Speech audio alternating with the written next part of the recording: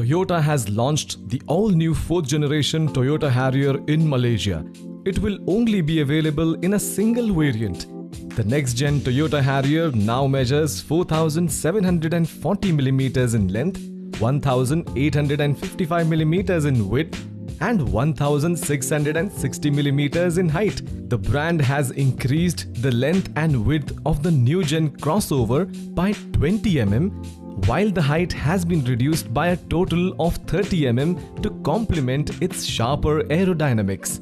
The wheelbase of the SUV also has been shot up by 30mm and now stands at 2,690mm. The new Harrier has a front view that emphasizes its sharp styling through the continuity of lines flowing from the front upper grille through to the headlamps. Despite a simple structure, the side view offers a dynamically changing body cross-section. The combination of a narrowed coupe cabin with a sports car-like wheel housings extending from both sides of the body gives a generous ruggedness to the rear view. The SUV also gets a thin, sharp line of tail lamps and stop lamps. The new Toyota Harrier will be available in 7 color options, including precious black pearl. The center console inside the new Toyota Harrier gets a wide and imposing impression of a horse's saddle. The instrument cluster panel is set within the edges of the saddle. The dashboard extends out from the instrument panel to the door trims on either side.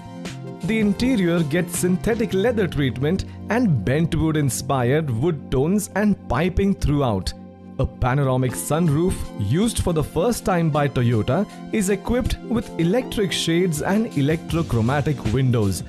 By employing the TNGA GAK platform on the 2021 Toyota Harrier, the brand has recently introduced the 2.0-litre dynamic 4-cylinder NA GDI petrol engine for the SUV that is capable of churning out a maximum power of 171 horsepower and peak torque of 207 Newton meters. The engine comes mated to a direct shift CVT gearbox while gets a front-wheel drive system as standard.